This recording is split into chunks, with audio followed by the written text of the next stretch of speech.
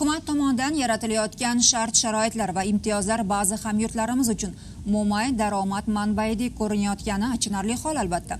Chunki berilgan imkoniyat kelajak poydevori soha rivojining gullab yashnashi uchun xizmat qilmog'i kerak. Ba'zan yaxshi ishni rejalashtirgan, faoliyatini kengaytirish istagida bo'lgan tadbirkorning yo'liga chiqadigan korrupsiya devori uning hafsalasini o'ldirishi, kelajak rejalariga nuqta qo'yishi mumkin. Buxoroda ana shunday uddaburon shaxslar qonun himoyachilari qo'lga tushdi. Batafsil lavhada ko'rishingiz mumkin.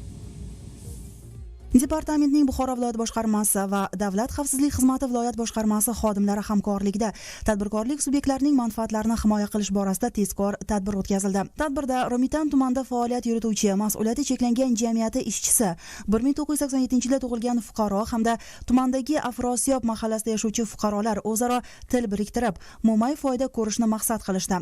Ular vakolatli tanishlari orqali tadbirkor mas'uliyati cheklangan jamiyati rahbariga Romitan tuman markazidan ikkita ko'p qavatli uy qurishga mo'ljallangan yer maydoni ajratishda o'zlarining xizmatlarini 45 ming AQSh dollariga baholashdi.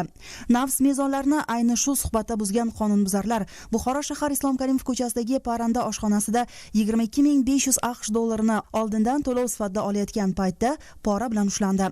Qonunga itoat etmasdan qing'ir yo'lni tanlagan shaxs albatta qonunga ro'baro kelganda pushaymon chekadi. Nadomat esa xatoni tuzatmaydi.